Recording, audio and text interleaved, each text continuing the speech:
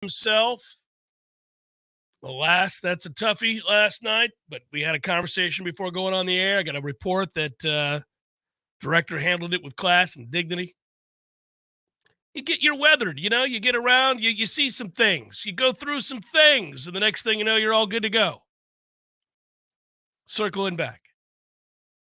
It's the question every time, but of course the answer is always no. I would assume you don't feel any older, Tom? Me? No, I think 34 has been this. It's been the same since.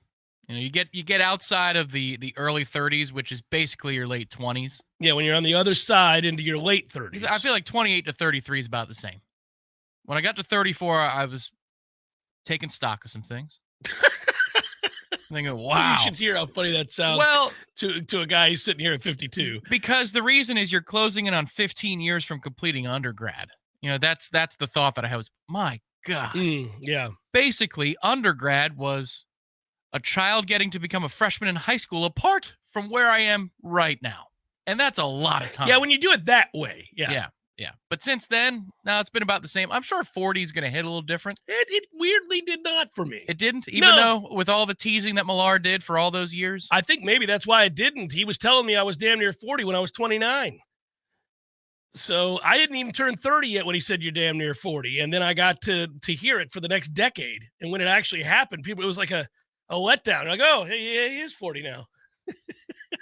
I really think if you're doing life right, you approach that age beforehand. You do. I've already been 40 for a couple of years is what I'll say. Well, you were 40 when you were 15, but you are, what are you, 36, 37? 37. 37, yeah. Right? Yeah, you just left. Happy 37th birthday to the Bill Buckner Ball. Rest in peace. 37 for Tom Lane. 37's a good year. 37 was a good year. I guess that's always relative.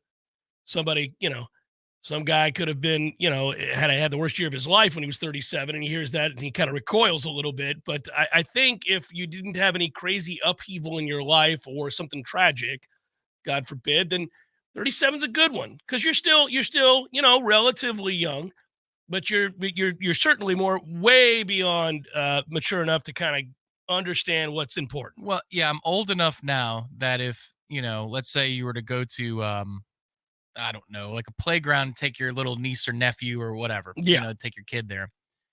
And you could do something like you jump on a stage or a platform or you get onto the jungle gym or whatever. You got to think before you do it. Yeah, there's a chance you could hurt yourself. Yeah. Right. Mm-hmm. You still will at 37. Sure, I'll give it a go. But you have to think and consider and look at the angles of things. Well, I'll give Whereas younger, you didn't have to think about that. There were no repercussions. You were going to do it. It's funny the way we view age and view being that age as opposed to somebody else's age. So, for example, yes, at 37, you might start thinking about whether or not to jump this or grab that or whatever, but just for fear that it could result in injury. I recall, and this really sticks out to me and makes me smile and laugh because I just think it's funny. It's a glimpse of how you perceive me. We were playing golf together at Capital City Country Club last year, and I hit a ball way left on 17, 16. What's the tree? That's 18. It's the way left one where I had to jump the creek. Oh yeah, 18. 18. So it was 18. Yeah. Yeah.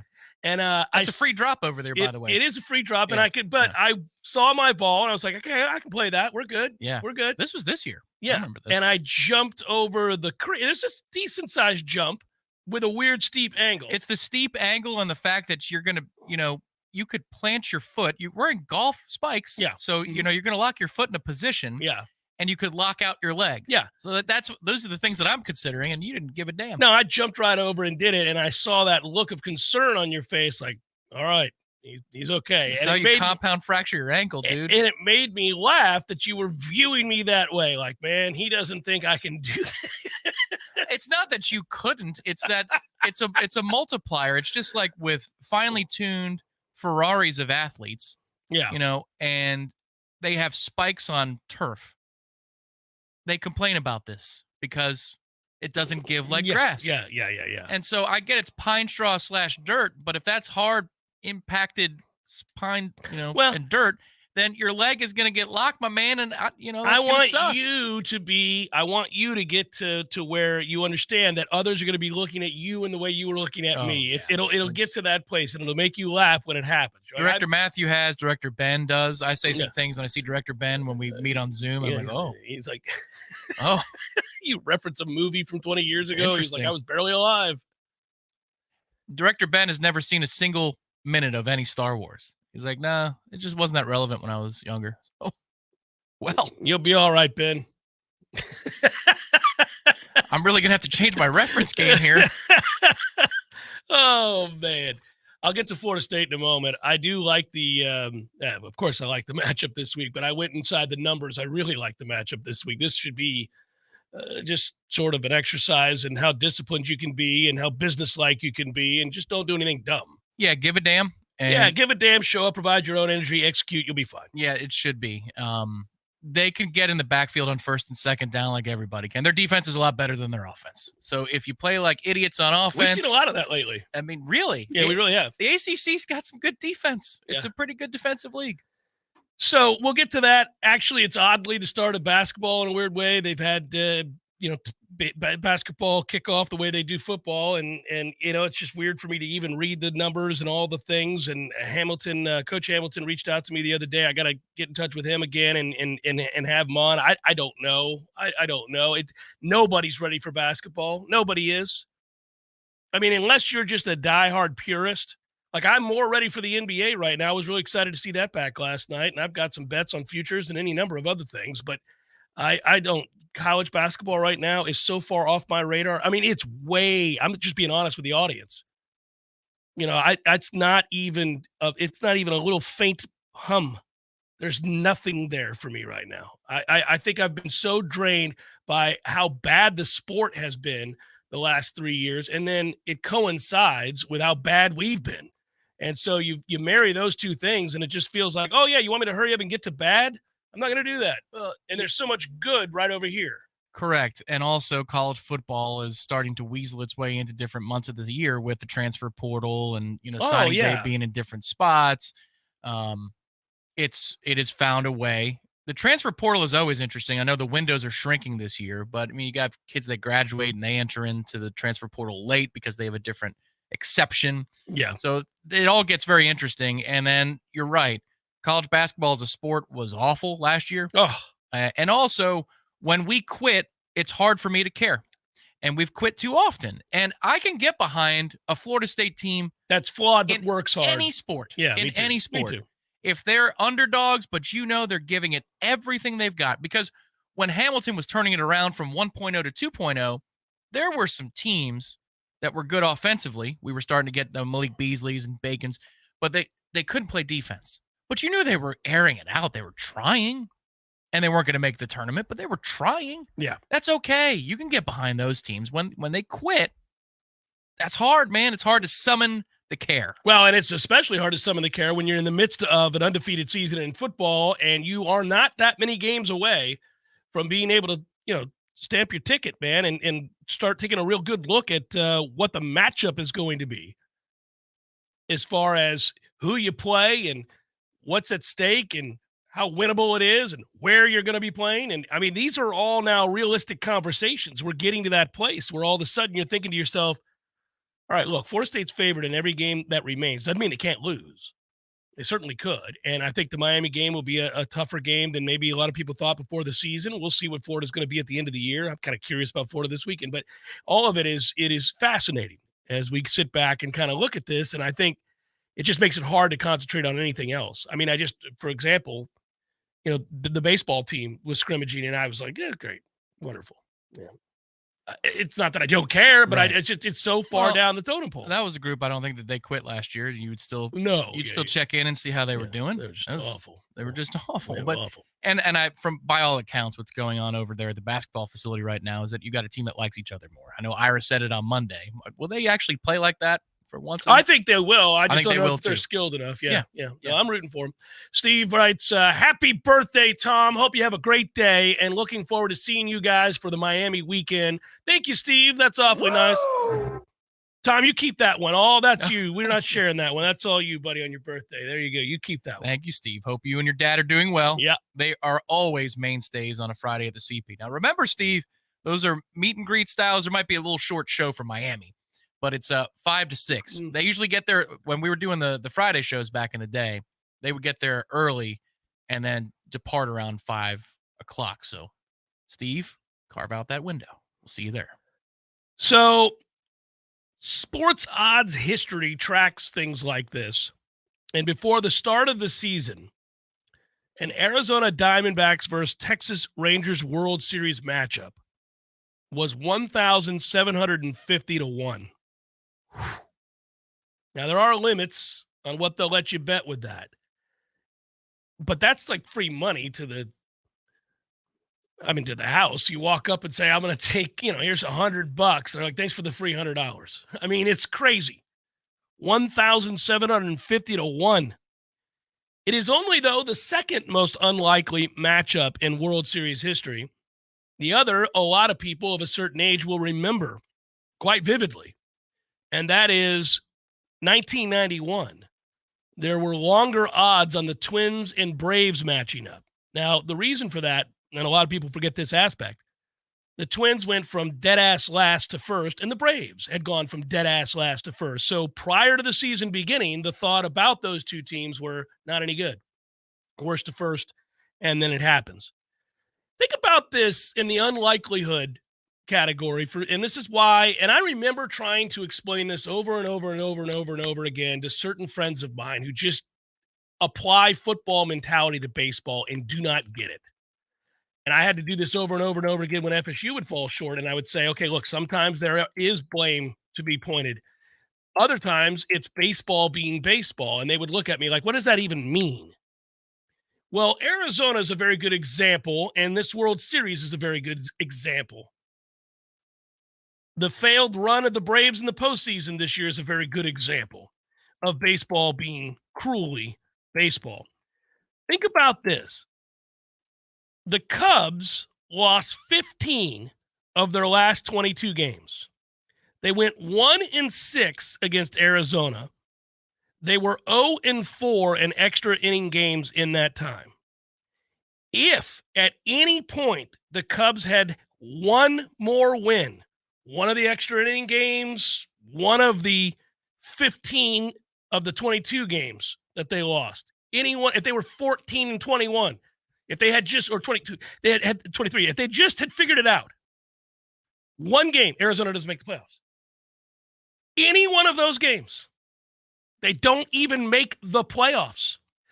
To start the second half of the season, Arizona lost 15 of 20, including 9 games in a row. To start the second half of the season, they lost 15 of 20 and 9 in a row. They're in the World Series. Arizona lost their last 4 regular season games while fighting to get into the playoffs and were swept at home by Houston.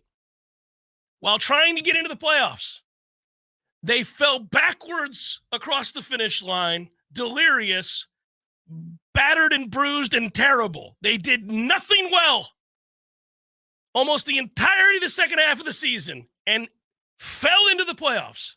And they're in the World Series.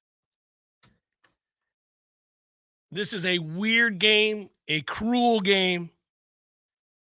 It's bizarre to think about those numbers.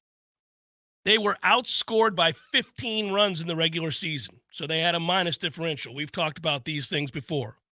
They won 84 games. The Marlins won 84 games this year and forced their popular GM out. They were so disappointed.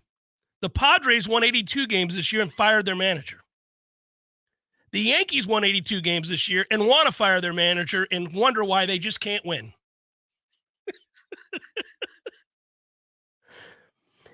It's bizarre to look at the numbers heading into the final 2 games.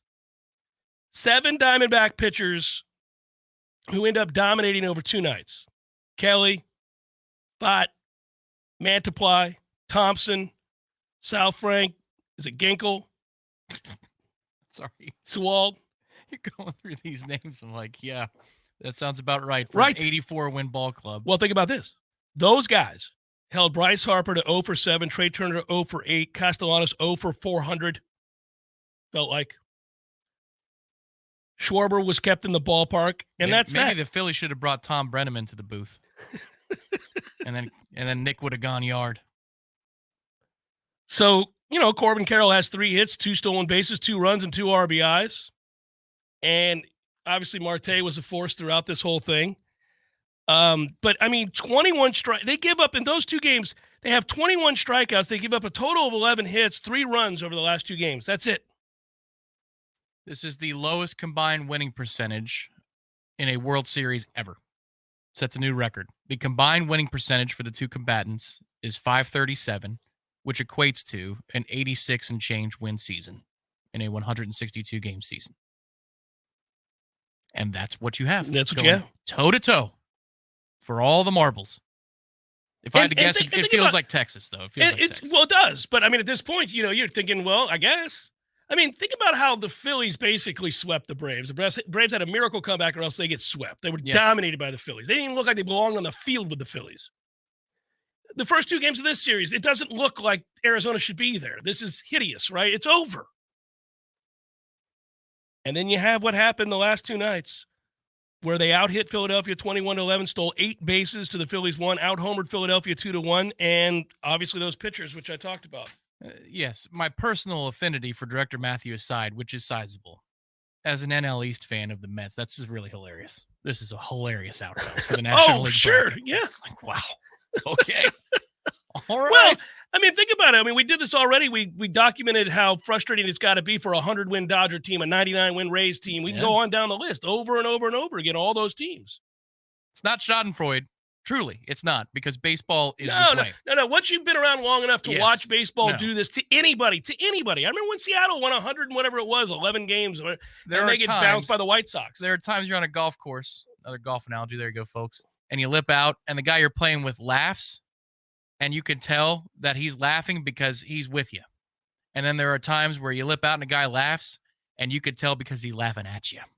And he's pleased that you missed that play. Yeah. They sound the same, but the tone can be just a little bit different. For me, it's the I'm with you. It's like this stupid. It's crazy. This dumb. Well, all it does, listen, 2 years ago, the Rangers lost 100 games. 2 years ago, Arizona lost 100-plus games. The 2 teams playing in the World Series against one another prior to this year had lost 100 games. Weren't remotely competitive. There were no indications. Zero. And the guy that the Rangers spent all the money on pitched like 5 times this year. Just all you got to do, like next year, go into it and be like, I like the White Sox and the Reds to meet in the World Series. There you go. Probably. Who knows? My Buccos could be rolling on, buddy. Bizarre. It's Jeff Cameron Show, 93.3 Real Talk Radio, Warchant TV. Power Mill Training Academy equips motivated athletes focused on baseball and softball with the specific tools to reach their true potential. Now, you'll read that if you go to their website, but I'm here to tell you that, look, whether it's your daughter wanting to play softball, your son wants to play baseball, or maybe they just want to have fun and get the most out of their abilities, and that's where Power Mill comes into play. They've got coaches and camps that teach for every level of play for your son or your daughter. To learn more, go to PowerMillSports.com. Someone who thought texting was a better idea than stopping for a traffic light slams into your rear bumper.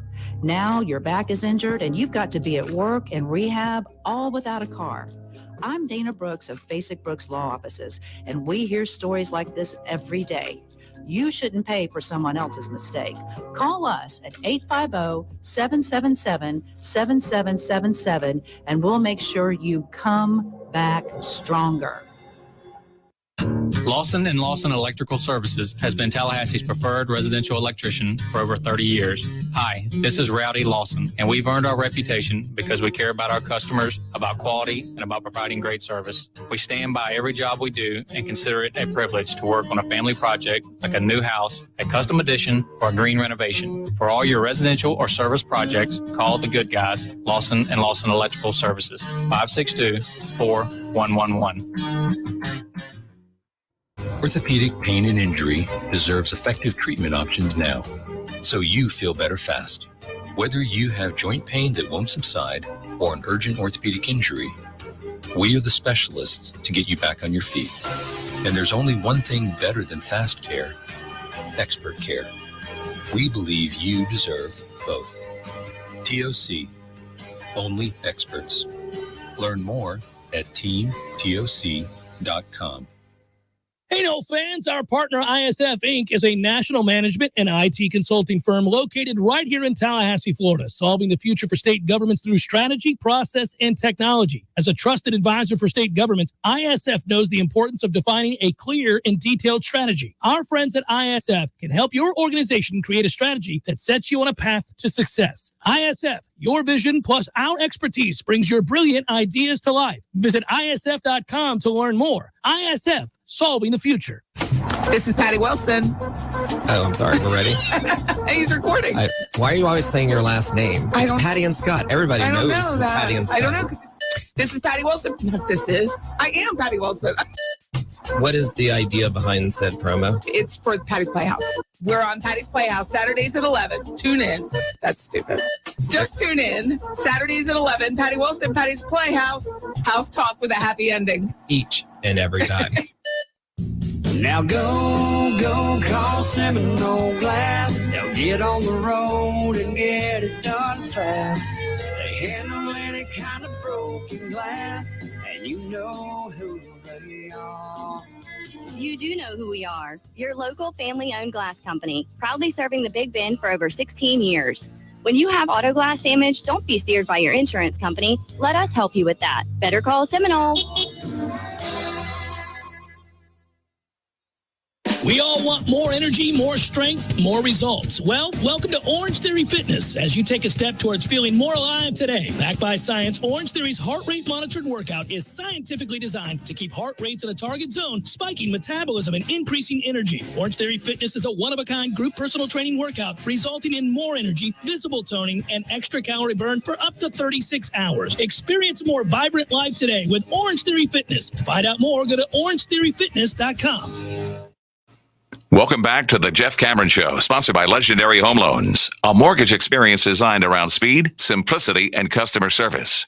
Before you buy your next home, contact our friend Shannon Young with Legendary Home Loans. Visit FSUHomeLoans.com. FSUHomeLoans.com.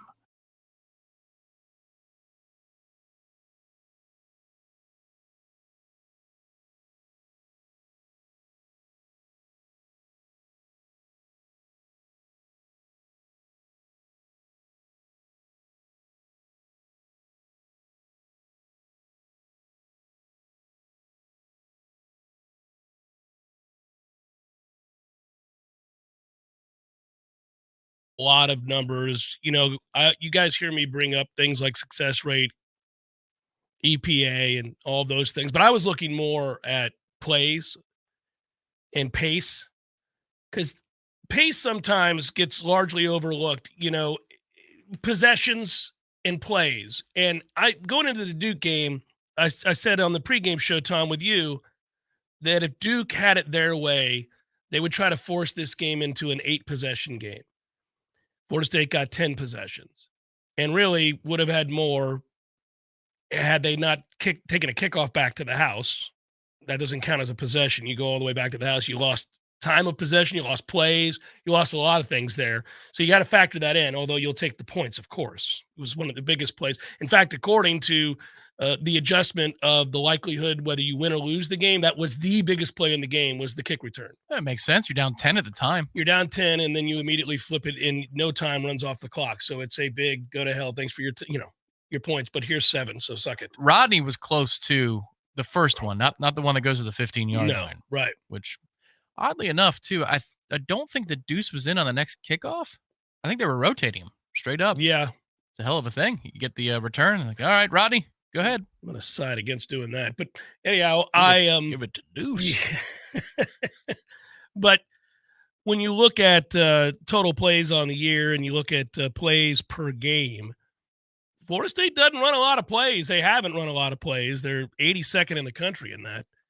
Bottom 12 and Power 5 as of a couple of weeks ago. Yeah. And Wake Forest, meanwhile, is in the top 30. So they aren't slowing things down at Wake. Good. Let's play fast, everybody. Let's get lots of plays. Lots of plays.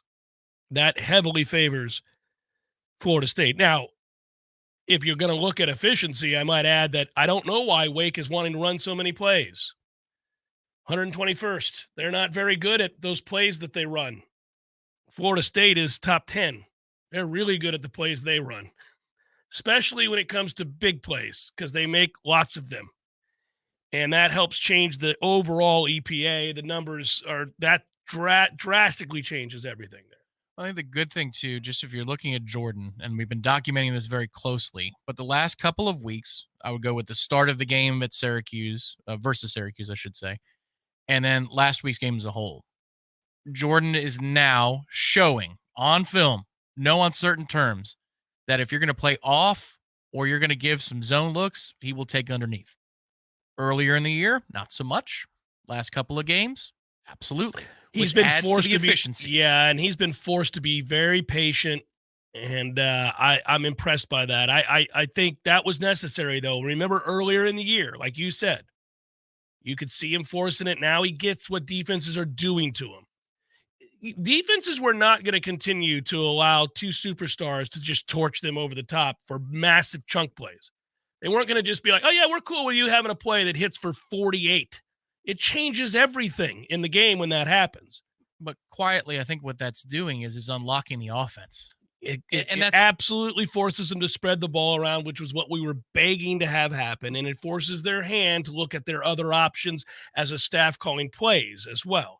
It changes the way Mike views what they should be doing. Well, and that's before he even runs the ball himself, too. That's the other thing. Like, this offense, I think, is actually molding into a real juggernaut here that we may not recognize in the moment, but I think it's happening. Well, but only, and I agree with you, but I think the whole thing is dependent on, in the bigger games where you could get beat against real defenses, are you going to run Jordan?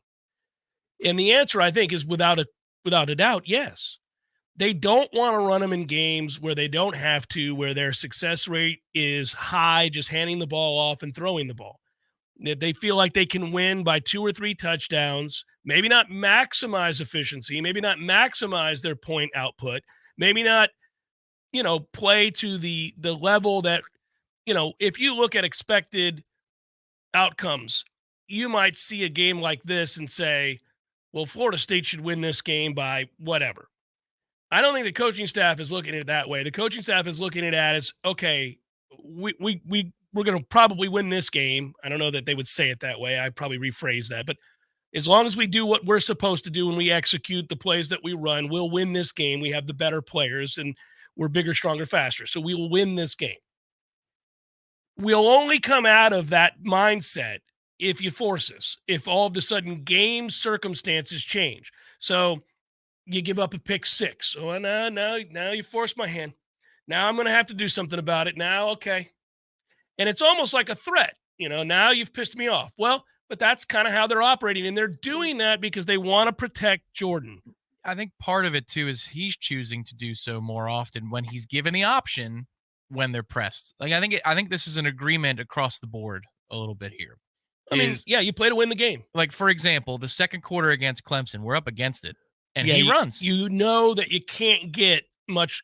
Like, if it gets much wider, if the gap grows, in that set of circumstances on the road against that defense, he knows they're not going to be able to come back. So that drive in the second quarter, the drive, the big one that we answer with points, is huge. And Jordan, in that situation, ran the ball, like you said. Well, but I think, so we've talked about this before, that maybe he's not reading it great about the read option when to give, maybe he's been forced to not read it great. Maybe he's been told don't keep. Right, that's what I'm saying. Well, maybe it's a collective decision here that if it's the first quarter, short of it being, well, then just line up and run. Don't give me. But what's the point of the option? It still holds them. I think defenses are still honoring it, but it might just be a gentleman's agreement or an unspoken agreement that, hey, you don't need it right now. The thing is if you look at Duke, like that 4th down play, in the moment, you're saying, what the hell are you running it up the middle? It kind of is the exact same concept you ran against Clemson, where Jaheim is out wide and Jordan, it's basically a triple option. You can give, you can keep, and then there's a throw out of it. he might hit his head on the goalpost if he keeps the ball. Yeah, that's absolutely correct. He would. I mean, I think you've got to be a little more aggressive here in games where you're threatened, in games where you can respect the other team. And Duke was one of those teams, in my opinion. Maybe they didn't feel that way going in. I think I thought that you should do that in that situation. You could have made this a little less nerve-wracking sooner. But okay, either way, they did it when they needed to. They came back. They won the game going away. That's fine. There's a lot of Leonard Hamilton to this, which it drives stealing minutes, stealing snaps. Yep. It's Kumaje starting for the first 10 minutes of the game. Or how many media timeouts can I get to? How many minutes can I get? Are we still tied at 20 with that kid in there? Really? Right. Oh, my goodness. Well, let's give him another 3 minutes. That's what it feels like at times. Yeah, and it's hard to argue. They're efficient. They're 7-0, but you're not going to see this. They're a top. So in terms of efficiency, they're kind of like a top 40 offense instead of a top 10 offense, when they could very easily be a top 10 offense if they just decided that we're going to incorporate that from jump. When they do, it's an almost unstoppable looking offense.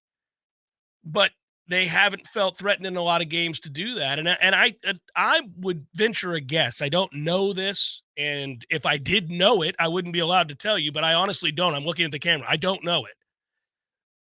I just think that Jordan has been dinged off and on. Certainly throughout his career, we know that's true. But I think even this year, we've seen that. And we know the injury he had against Boston College. And basically, I think that has lingered in a way that threatens his health the rest of the year, or certainly for a prolonged period of time. And so in that moment, they made a decision and said, okay, look, we can win the vast majority of these matchups. We're good enough to win the vast majority of these matchups without your legs being a vital part of what we do. Here and there, maybe we might need them. I may tell you, hey, we need him here. We need him here. We're tied here. There's 9 minutes to go in the third quarter. It's time. That kind of a thing. It might happen. So we're going to go ahead and create some distance now with a couple of drives, utilizing that skill set. And once we get it, then I want you to dial it back. We'll be all right. Defense is getting stops in the second half of games. We should be okay. Well, when it works, and it's working right now, across the board, you talk about defensive substitutions or offensive philosophy and play calling. When it works, you're able to do two things at the same time: win the game before you and develop for the future as well. And I think that's what this rotation on defense is doing. I mean, at the end of the year, let's say that we accomplish our goals and we make the playoff, and then you roll the dice and whatever happens from there happens.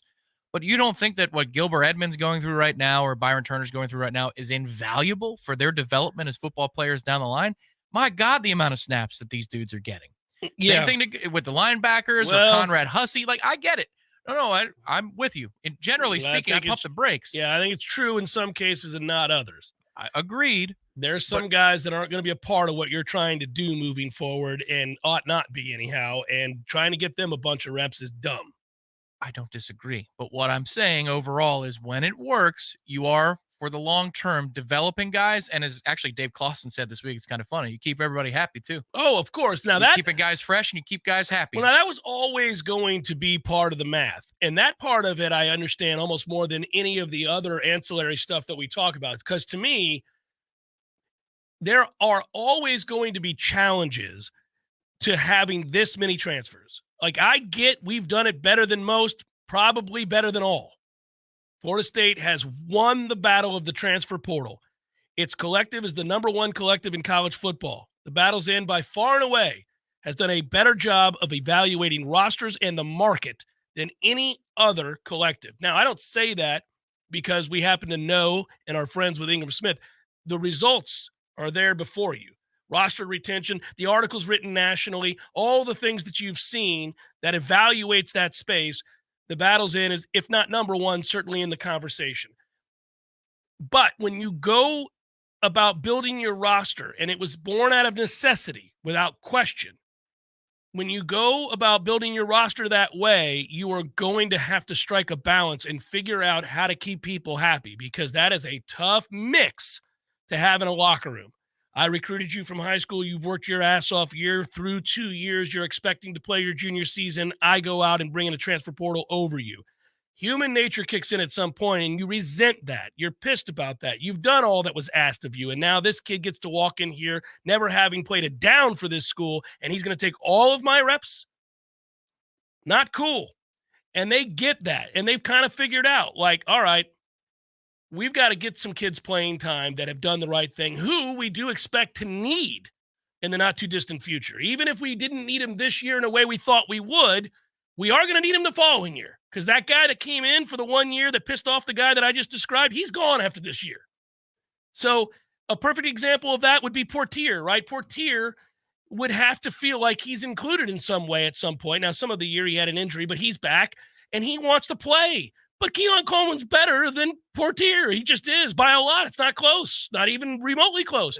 But you're going to need Portier. This could be a Kentron game this weekend if Johnny's not available. Well, although, who the hell knows? Mike said he liked where Johnny was on Sunday. Yeah, but I wouldn't play him. I don't care where he's at. I'm not playing him in this game. You don't need him. But yes, he could. This could be a big game. It's a Hakeem game potentially. Look at the way they've worked in the other guys. Now, Hakeem not only is a 5-star, star in the making on the field, as well as the 5-star ranking off of it. We see now what he is, but they are rewarding him because of how hard he's worked. The talent is through the roof, but it's also this kid went game after game without a catch, and in some cases without a target. And he did so while being a vicious blocker. So that's a selflessness that should be rewarded. The balance that I'm speaking of is always on display. This is the most impressive aspect of what Mike Norvell and this staff have done. Individually and collectively, they have figured out which buttons to push when, how to balance it, how to create a sense of urgency, how to infuse a resilience that is on display in big games when they have to have it. There's a confidence in those moments that they've built very, very quickly. Again, they've only been a successful program. I'm not talking about in their history. I'm talking about under this regime. They've only been a successful program for 1 year. Well, 1 year and 7 games. That's it, in terms of wins and losses. So they don't have a long track record where you could default and have a kid get mad at you if he wants to and say, well, look, pal, this is 10 years of us kicking ass. What kid's yelling at Nick Saban? Ain't none of them, or they're gone, right? Because what are you going to say to Nick Saban? But Mike ain't Nick, and he doesn't have that track record. So he's been able to balance that, find success, get people in games, recruit over people through the portal, for the most part, not have it backfire. There are a couple of guys I think they wish they had back. A couple of guys they wish were still here that they probably pushed out the door because of the portal.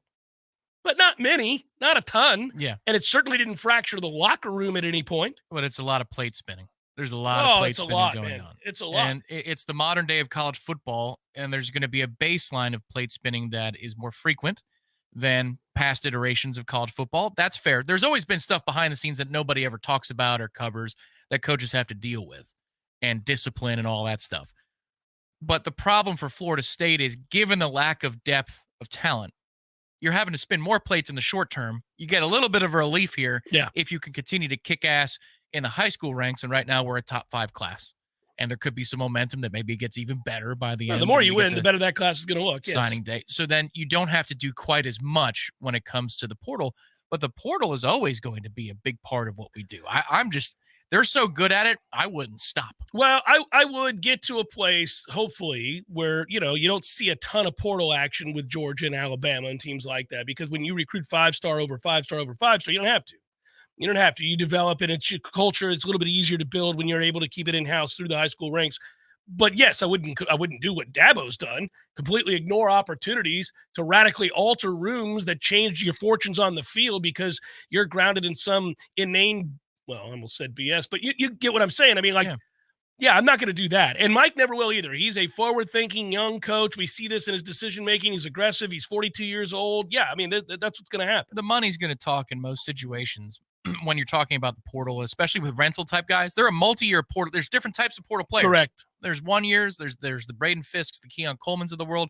And then there are guys that you get that are multi-year projects. Like Fabian Levitt's been here a minute. He was a transfer portal guy. Jordan Travis before the portal existed. But you get the point. There are some dudes who are going to be multi-year projects. Keziah Holmes, I think, is a very good example of that. That they know they're coming here not for a money year. They're trying to develop and get better and all that kind of stuff. And a guy like Keziah specifically, you're fortunate because of your approach. You can say to Keziah, look, we're going to try to get you in. You're going to get some reps. There'll be some moments for you, but we've got 4 or 5 guys that we love. So, right. And yes, you could speak from a place of power when you're the coach. You still want to come here because this is the reality of your situation. No rep is guaranteed. As a side note, I love that touchdown this weekend. It wasn't exactly the same as the Chad Abram score from Pasadena, but it's a similar concept. You get the ball out of your hands. And that's a trucking, by the way. Let the man get downhill. That poor kid had to wear that, yes. But when you have this reputation as a portal institution, I would imagine that means the bat phone is ringing more often. Oh, because without you've question. proven you can do it and get guys paid. Well, listen, you're going to have to go that route on the defensive line and offensive line again this year. I don't think there's any doubt about that. You're going to have to go in and bring in some guys. And I think you probably need to do it at linebacker as well. I've been saying that forever, but, I mean. No, that's fair. I mean, you're going to have to secondary, do it. you feel pretty good. Yeah, you got a lot of options in the secondary. And I feel much cultivate better. a safety, but. Yeah, but I think when we talk about getting guys reps because you think that they're going to help you this year, right now, at the end of the season, they're going to make plays for you. Well, Conrad Hussey is that guy. There's no doubt he's the guy that can make plays for you now and is a difference maker from an athletic standpoint than some of the guys you have out there. Some other positions, for example, at linebacker, do you really need that many reps for Omar Graham? No, you don't. The answer is no, you don't. Stop doing that. But they do it. It's what they do. But I think you would go segment group by segment group based on the potential of that starter or starter to be and what they are. I mean, you could call it out loud and say it. If Farmer and Peyton go, you need 2 more than you already need right now. That's the thing is I think they're already looking at that market, but if you cannot retain, if you do not have the ability to retain, and I feel pretty good about Peyton as the season's going along. He's playing well, but he's not. I mean, he's not. No, he's got to come back. I don't know. He's large enough. He's going to have a big. No, he's not big enough yet, and he's got to have a big year next year to go where he wants to go. That kid fancies himself a first-round pick. He's not anywhere close to that right now. And not anywhere with another year season. Right, you keep getting bigger and stronger and have a breakout year next year. Yeah, and yet they were good enough. The collective was to retain Jared Verse, who I don't know that he's materially improved his stock from one year to the next. Maybe a little bit, maybe a few draft slots. Well, by getting bigger, I think he helped himself. But other than that, yeah, I don't know that there's as much of a change as could happen for Peyton. But Farmer could say, "Man, I am what I am." And I'm going to ball out, and in terms of the combine numbers are going to look great at my size. He's also had a good year. And the film looks great. The film looks great, yeah. But even if you retained both of those players, I still think you would need to dip into the portal. I think every day as we keep winning, if Florida State goes to 8-0 this weekend, and it's an if, you still got to go up there and play well. But if Florida State gets to 8-0 this weekend, and you get another step closer to realizing this dream of going and maybe competing and winning an ACC title and playing in a playoff, I keep coming back to how thankful I am that Darrell Jackson's going to be eligible to play in a playoff, because I think they're a little thin there. I don't think they are nearly as deep as we had hoped they'd be at this juncture. You just don't get a lot from Fabian Lovett anymore. And obviously Briggs has been hurt some, and you've had some issues there. Fabo made some plays this weekend, but he had a play where he was unblocked and he made a play. He made a couple others, but it was missed. The contributions of Dennis Briggs, and Mike Norvell said yesterday that they think he'll be back in the short term. Yeah, I would imagine that means probably not available this weekend. But not having Dennis out there, even if it was for 15, 20 snaps, I mean, you can feel it. Yes, because then you get to Lions, and that's next, and you're like, okay. Yeah. I think that's going to be a nice player. But when you're facing Duke's front, and they're running the ball with that size, right? I think he got 1 snap. Yeah, they weren't. If he was already, you might have gotten 10. If it was a different Jeff Cameron Show, 93.3 Real Talk Radio, Warchant TV. Your local news now. Leon County judge questioned 100 jurors well into the evening Monday for the first round of jury selection for the trial of Charlie Adelson, who was on trial for the murder-for-hire plot to have his former brother-in-law, FSU law professor Dan Markle, who was killed in 2014. 3 people have already been convicted for his murder. The latest was Adelson's former girlfriend, who was sentenced in 2022 to life in prison for first-degree murder. The murder of Markle has been the highlight for many crime podcasts and shows, gaining it a high-profile status. The publicity of the trial is creating a longer than usual pool of jurors to pull from, with 900 jurors summoned in jury selection. It may take a couple of days due to the high-profile nature of the case. Adelson's defense attorney Josh Dubin argued that the case should be moved to South or Central Florida. He said the jury selection demonstrates that too many people have knowledge and opinions on Adelson due to local and national news coverage. Judge Everett denied the motion. This is Rachel Ananga with your Real Talk 93.3 Local News Update, brought to you by Macklemore Systems, Tallahassee's go-to Mac store. Check them out online at MaclemoreSystems.com. This is meteorologist Paul Trombley with your Real Talk 93.3 weather update. High of 82 this afternoon. Under partly cloudy skies, winds out of the east, 8 to 15 miles per hour. Partly cloudy skies again tonight, lows around 64. Highs around 83 tomorrow. Mainly sunny skies and calm. Mainly sunny skies Friday with daytime highs approaching 83. 85 Saturday. This report is brought to you by The Lawn Johns. For all your landscaping and lawn care needs, visit thelawnjohns.com. Right now, 81. This is Dr. James Ryan Finn at Finn Chiropractic. In Florida, we have hurricanes, and we can predict these storms, just like we can predict your health. The early warning signs of a bad health storm include neck pain, back pains, headaches. Before it turns into a catastrophic Cat 5, get in to let us get to the cause of your problem at Finn Chiropractic. Go to finnchiro.com for our online special at FENNCHIRO.com. That's Finn Chiropractic, FENNCHIRO.com, because your chiropractor loves you, and there's nothing you can do about it. So everybody knows, Eddie, that you are a spectacular cook. Of course they know that. If they go into Bumpa's, the food is always good. I mean, everything on the menu. Everything at Gordo's is delicious. I always, of course, get the bungalow chungla, as I call it. The bungalow chung, Jeff? Is that what is the pork? The bungalow chung, Jeff. Okay, the bungalow chocolate. It's delicious. All these things, all the items, everything you do, a master cook. But, sir, I would ask you, what is a skill that you possess that you're particularly proud of that nobody would know and that you could share with us here? Growing hair, Jeff. Growing hair. You're an asshole. Gordo's, bringing the flavor and flair of Cuban food to Tallahassee since 1996. The Jeff Cameron Show, brought to you by Orange Theory Fitness. 2 Tallahassee locations, Midtown on Thomasville Road and Northside in the Village Common Shopping Center. Online at orangetheoryfitness.com.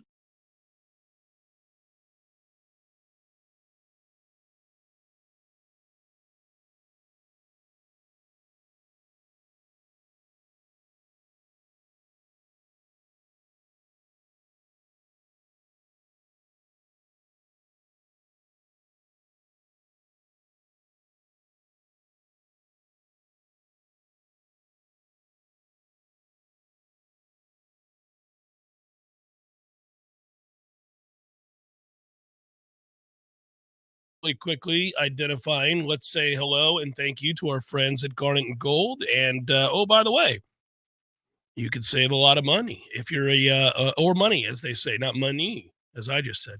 I like that better. You like that? That was Christopher Walken all of a sudden, just strange. And ordinarily, people say money. But we say money. There, look at these hoodies. If you're watching on Warchant TV, they're both beautiful. That one on the left is tight. 20% off hoodies and crews right now. And it's a Warchant day with our friends at Garnet Gold. Warchant subscribers, 20% off hoodies and crews. Now, that's only if you're a Warchant subscriber. If you're a slappy who hasn't signed up yet, you don't deserve to save 20%. But the rest of you, here you go. You'll get the Get code. on with the getting. The way it works, for those of you that are new Warchant members, welcome aboard, warchant.com. You head over to the Tribal Council tomorrow. It's a one-day sale, once a month for Warchant days. And then Gene puts in a code, and that code is good for the day. And you can use it to redeem on the hoodies, which are good. I'm sporting one today myself from Garnet and Gold, and it is quite snazzy. Yeah, that's the Mike Norvell replica one, only it's not gray, it's garnet. Yep. It's the inverted Norvell. Mm-hmm. So like the, how would you say his name backwards? I like that one right there. That's a nice one. I didn't really pay attention when you came in, but that's nice. That's quality. LeBron. Yeah, LeBron. It's inverted Norvell. 10% off all purchases at Garnet and Gold, though, all year long for Warchant.com members. So the membership, before you get the greatness on the website itself, which there's a lot of that, pays for itself. Yeah, by the way, keep winning, and you won't have to worry about some of this stuff in terms of how much portal action you need, because I think your high school recruiting continues to soar upwards if you keep winning. I mean, this is always going – this is a good and bad thing. I think this is a staff that ultimately will garner the attention of elite players almost solely through a couple of guys and wins on the field. It's not an elite recruiting staff at all, and they miss because of that occasionally in a most frustrating way, but they have to overcome some of those inadequacies by just winning a lot of games. Now, they are helped out by having a dynamic recruiter in the sense that Mike Norvell, if he gets a kid across from him, can be the huge difference maker in his recruitment. There has been very few in the way of recruiting that have come away with anything other than a lot of flowery language descriptors for Mike Norvell and what he's like to be around and how motivating he is and how I think if you're a recruit, one of the things that you continue to cite, and I've seen this time and again, whether it's a kid in the portal or a kid out of high school, he's unwavering in the challenges. Like he just continues to get guys across from him and say, well, look, I wouldn't be talking to you if you couldn't play. So that's a given. But now I want you to understand something about the way we do business here. I'm going to challenge you to make you better. And it's going to be uncomfortable. And you have to be willing to take hard coaching. There was a kid this weekend. I forget if it was Michael Langston's or Matt Lasser's article, but I was editing it before it went out. And the kid's quote was something to the effect of, he's not the greatest salesman because he says how hard college is, but I love that about him. Yeah. You know, it's like, he doesn't tell you this is going to be the best 4 years of your life. He says this is going to be the hardest thing you do, which you'll leave here better. But it's a different pitch, and that's where you stand out. And you stick to it because he says it as he messages when you're on campus. He's the same guy once you arrive after you sign the paperwork as before, which most coaches are not. So there are lessons to learn from people who've done things very, very well preceding him, even if they've kind of fallen off a cliff in other areas. And whenever it's appropriate, I apply it here. We would all agree Jimbo Fisher's a really good recruiter. Now, things can happen poorly once you're on campus, but he's a really good recruiter. And one of the reasons is that he tells people, quote unquote, the truth about how he sees them as a player. That's what Mike does. Hour number 2, forthcoming.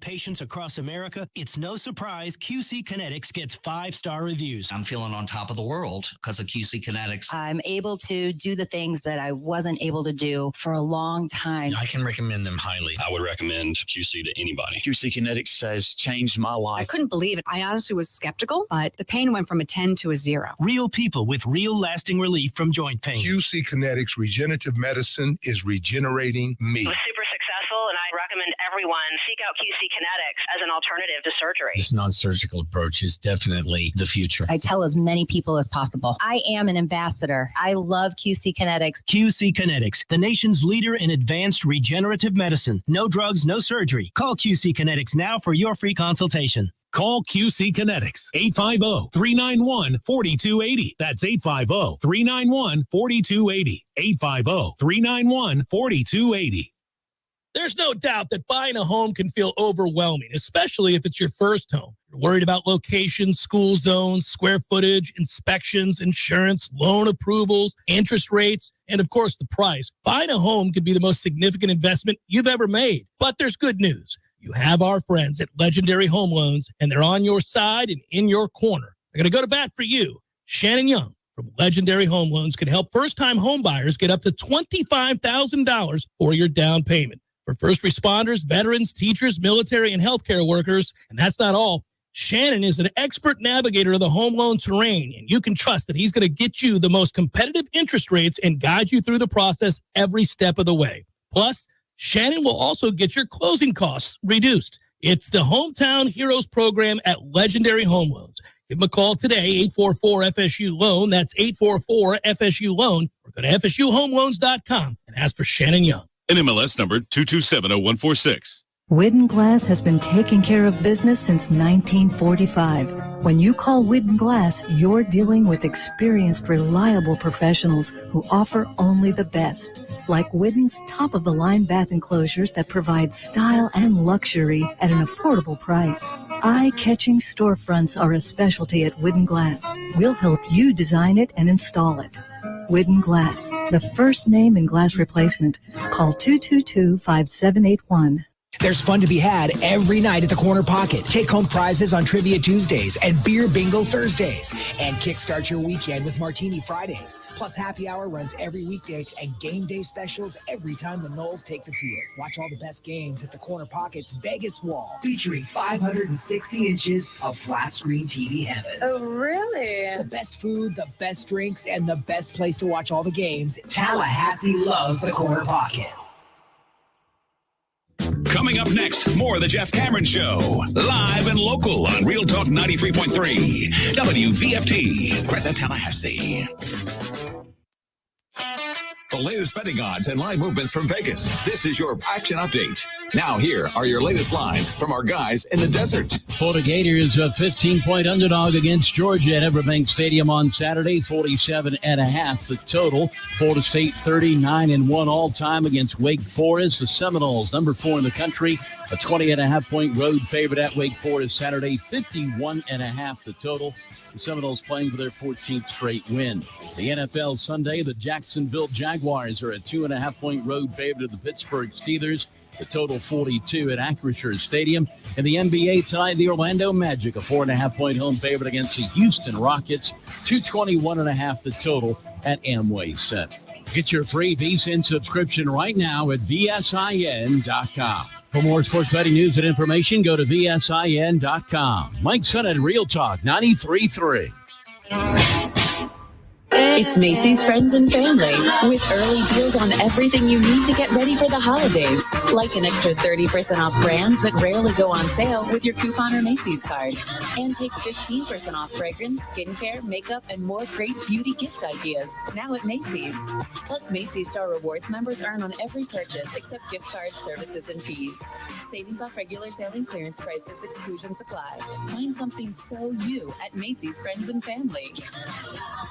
For breakfast, you want something simple and tasty, like wait, Taco Bell's finally putting a breakfast taco on the menu? They've had all the ingredients, fluffy eggs, melty cheese, savory sausage, and a grilled tortilla. Just put them in a taco. Nothing simpler and more tasty than a breakfast taco. Yeah, you've got a point. Okay, grab Taco Bell's all-new toasted breakfast taco, and rewards members get one free every Tuesday till October 31st, only on the app. Free breakfast taco? Now you're talking. Taco Bell breakfast, served until 11 a.m. Offer valid at participating Taco Bell stores during breakfast hours while supplies last. Excellence defines us, so we'll never let orthopedic pain and injury define you. TOC is a physician-led team of fellowship-trained specialists providing the highest level of orthopedic care in the region.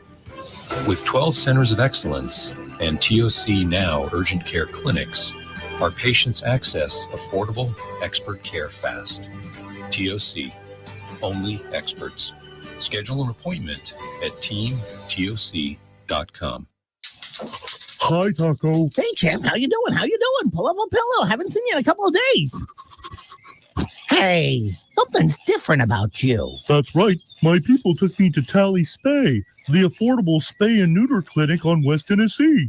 Tally Spay? Isn't that the place where they... Yeah, they're a low-cost, high-volume spay-neuter clinic. So you're saying you've had some work done? I did. You'd think I'd be depressed, but truth is, I don't even miss them. If anything, I feel more calm. I don't feel like I have to run around looking for company, and my people can leave me alone with the couch cushions. Hey, I can stop anytime I want. Tally Spay, a low-cost, high-volume spay-neuter clinic open to the public, serving Tallahassee and the surrounding areas. Tally Spay. For more information and to schedule a same-day surgery and pickup, go to tallyspay.com. That's tallyspay.com. We all want more energy, more strength, more results. Well, welcome to Orange Theory Fitness as you take a step towards feeling more alive today. Backed by science, Orange Theory's heart rate monitored workout is scientifically designed to keep heart rates in a target zone, spiking metabolism and increasing energy. Orange Theory Fitness is a one-of-a-kind group personal training workout resulting in more energy, visible toning, and extra calorie burn for up to 36 hours. Experience a more vibrant life today with Orange Theory Fitness. To find out more, go to orangetheoryfitness.com.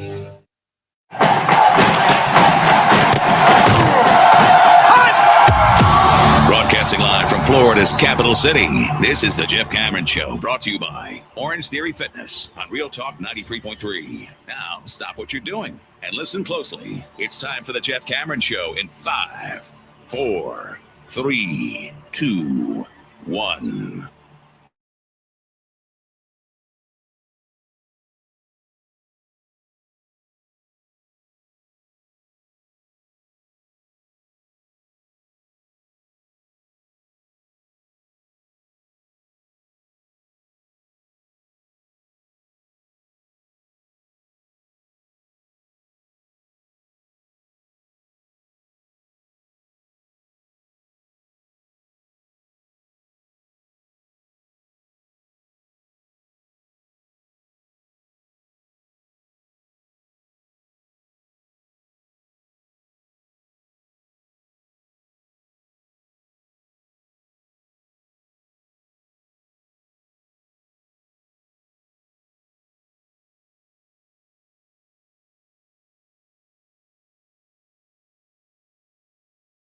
Just every morning, still stuffed up. There's a little jack-o'-lantern container of candy over there. That'd be fun television if you just chuck that across the Chuck the candy room. everywhere and leave it here. That's good for YouTube Shorts. Just a made-up thing. So, do we provide enough energy to look like we're locked in? Yeah, I wonder if they decided to pump in crowd noise with 4 people clapping. That's the better way to do it this week, man, because simulating that atmosphere is one of quiet desperation. You're at the park looking at the ducks. I mean, you got to have, this is a far cry from, Talladega. I mean, you got to provide a little something of yourself, man. What's the most boring movie you've ever seen? Anywhere in the realm of it. First thing you think of, you're like, man, this movie is boring. I have to leave. Or I have to leave? I have to change the channel. Yeah. I went to a movie on the beach in St. Petersburg when I was 16, and I cannot remember the name of it now. Beaches? No, I would never go see Beaches. But I went with a girl named Laura, and I remember. That's why you went. Yeah. But we went to this. Oh, it's going to drive me nuts. It was like an artsy classic film or something. And I remember reading this great review, and I thought, but it wasn't contemporary. It was something that had been done, I guess. And I was like, oh, okay, well, I'm going to go see this movie. It's lauded as this great film, and it's playing at this cool little artsy theater in St. Pete on the beach. And I was like, oh, let's go. And it kept waiting for the thing, like so this is where it's go. We were like an hour in, and it's just this woman on a bus. And I was like, okay, well, I can't do this anymore. I'm losing patience here, and I'm very patient. My point is, you grab the score from a movie such as that, and that's what you pump in when they go 11 on 11 instead of music that pumps you up, because you want them to feel down in doldrums. That's what Snuggy Hill's like. Although I have a sneaking suspicion we're sending a lot of people in garnet and gold this weekend, and when our defense takes the field, it's going to be a little bit louder. That's my suspicion. I hope so. I hope we have a maniacal group that keeps it within the line. Okay, keeps it. Let's just go, be loud, be supportive. Let's get, because this is, how many times have you watched us go out there and play? And we've seen a gazillion noon kickoffs at Wake. And it used to be this way at Duke, although the reason I always hated Wake, long before we began losing to Wake, we'd be on the wrong end of the injury scenario when we played Wake. For years, their old field, Tom, you don't remember this. This is before your time. But their old field used to be a disaster for us. We would have injury after injury after injury every time we went to Wake. And when I first started in radio, it was so bad that I would spend 25 minutes on a diatribe about that effing field and how this, as soon as you can get your backups in, please do. Not that I'm rooting for those kids to get hurt, but it beats the hell out of your starters getting hurt. And we had it all the time. We would never get off that field without there being an injury. They changed the field. And then the thing you were always trying to combat was obviously the silence, the lack of atmosphere, this just nonsense where you could, when you have the game on in your house and you got it cranked up as you do on game day and you're just locked into your game, you hear conversations in the stands. Well, this is ridiculous. I hear this dude just telling this other dude where he's going next week on vacation. Like, there's nothing to this atmosphere. This is awful. 2nd and 10 here for Florida State. You ever been to the Cayman Islands? You're like, these two dudes are right next to the box. I can just hear this whole conversation. Sue's been once. She said it was delightful. There's a pass over the middle caught. Yeah, and that's going to be a first down for Wake Forest. They're in Florida State territory. Game tied at 10. You're like, oh, this is ridiculous. You get because you can feel it. You can feel it happening. That guy's talking about how, boy, oh boy, I almost ran out of gas the other day on the turnpike. I was sweating it. I was on the light for 20 miles. Those moments where you are watching, it's funny. This is how the grand upsets makes occur. You more mad. The big upsets happen, and there's no atmosphere, and you're just watching this nightmare play out before you. It happened this year against Boston College. How many of us watched as that thing began to get tight and said, "Oh, they're going to lose. Oh, that's what we're going to do. We're going to F around and lose out here today." Like, because there's a moment in the second half where I think universally Florida State fans were like, "Oh, We're going to lose. Okay. Oh, yeah. That's what this is today. Another one of these, huh? We're going to remember this one forever. We're going to lose to this Boston College team. Even the most level-headed, there's a couple of moments there. Especially, look, bottom line is if you don't get that face mask, you're going to lose the game. And we get the face mask, and you're like, oh, thank God. That's it.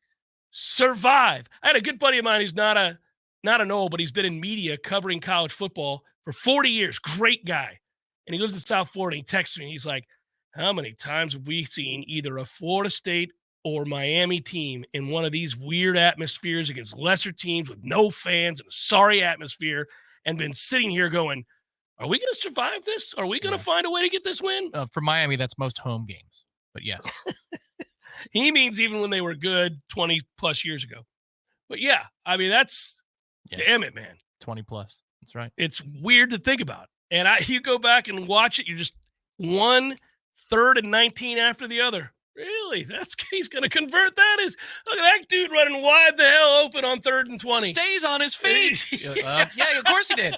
You don't have to say it like that, man. Yeah, the way they say stays on his feet, or did he catch that? I think he did, Bob. You're like, oh, and he's so gleeful. Yep. And then Bob goes, how about that? He did catch it. That's going to be a first down for Boston College at the Florida State 7. You've just never seen a stranger play. That's why they play the game. Like, I'm going to slap this bitch in a second. You get so mad. I'll tell you what, partner. That's why they line them up. Unbelievable. And now Florida State knows they're in the ball game. Here we go. 1st and goal from the 7. BC looking to take the lead in the 4th. This is really something, partner. Yeah, those are the hardest, and it's always those announcers that sound exactly like that. Don't look now. Don't look now. Yeah. We're tied at 20. It's the D team. Yeah. You know? We got a ball game. And you're like, yeah, thanks, pal. You're looking to make your career highlight reel today, which Wes Durham didn't need it. He has his bona fides at the NFL level, but he got the Jacksonville State call. As he's making the call, it's like, I don't believe I'm making this call tonight in that situation, but how about this? This one might be my legacy in college football. So when you're in a game where that kind of weirdness is flipped and it feels like it's run away, it's off the tracks, the train's off the tracks. So it's always, when that happens, it's always 27-7, Florida State. It's always 27-7. You're like, oh, we're feeling good. We're all right here, guys. 10:32 to go in the second quarter. Yeah, 27-7, feeling good. And then you do something dumb. Sometimes it's something as simple as a missed field goal from 34 that would have made it 30-7. Mm-hmm. All right, well, would have liked you to make that kick. Quarterback sack on a 3rd and 12, roughing the passer. Roughing the passer, drove him into the ground. Yep, don't get off the field. First down at the 50. All right, guys, let's gather. Let's go ahead and get this thing back. Let's go. They go down, score, 7 minutes left to go in the half. All right, 27-14. Yeah. All right. But we did bat a ball in there and drop the interception. Oh, right between two guys. Yeah. Fell just somehow harmlessly to the ground. Oh, that was close. I'll tell you, that could have changed the game. And then the next thing you know, it's 27-14. And then you go 3 and out for whatever reason. You kind of look a little discombobulated. Johnny drops the ball right in his hands on 3rd and 7. That would have been a first down. You're like, oh, gonna drop that one, are you? That's a toughie. Okay. Here comes a shank punt. Yeah, here we go. Oh, that's uncharacteristic. That came off the side of his foot, Bob. Look, that's a 7-yard punt. That is a 7-yard punt, isn't it? That's when they break out what? The trick play. This is the flea flicker that hits. And then you're like, wide open. And we're in a game. We've got a game. It's now, here we go. 27-21. Yeah. 4:47 to go in the second quarter. And you're furious. You're getting a text from me. And it's all happening. You're like, look at this nonsense. Yep. Now, see, that is what we're going to avoid, everybody. That is the kind of nonsense we're going to avoid this Saturday. Let's see how buttoned up and businesslike we can be to avoid that scenario, which we've seen countless times. Mark Herzlich, what do we have here? We got ourselves a game. Mark Herzlich. It's like when you played, Mark. We never had much success against them, but I'll tell you what a ball game we got here today, Steve. That's for sure, Mark. Here we go. We get set to kick it. Oh, it's an onside kick. You know, like, I think they got it. Son of a pitch. Bounces like 10 yards. It's the most perfect onside kick you've ever seen. Yep. He catches it, gets both feet down right as he's going. It's never that. Yeah. He grazes his toe. Yeah. But they're going to have to watch a replay for 10 minutes because that's going to make you angrier. Yes. Yeah. Well, and he would, if he put his heel on the ground, he'd be out of bounds, but somehow his heel never came down. He rolled over. It's a miracle. So the heel never touched the white. I think they're going to say he's in. What the call on the field was that he was in. I don't see enough to overturn it. You're like, no, neither do I. Comes Gary Patterson's Joker ass. He's like, after review. Yeah. Wake ball. Yeah, and you're just livid. We also have a sideline warning on Florida State. Mike's starting to do the knee bend, stare off in the distance. Oh, there it is. That's the knee bend. Yeah, I've got Mike down. He's not winning poker games against me. His tell is so good. It's like as soon as it starts going off the tracks, here comes the knee bend, looking off into the distance. And we call a blitz because we're trying to make a statement. And it's too long developing. The safety takes forever to get downhill. Daniel, good call here, by the way. Don't forget the 3 straight awful calls from the refs in this sequence. Yeah. Yep. Like, well, it looks like they missed a hold there, Bob. Yes. How about that, partner? Yeah, that's boy.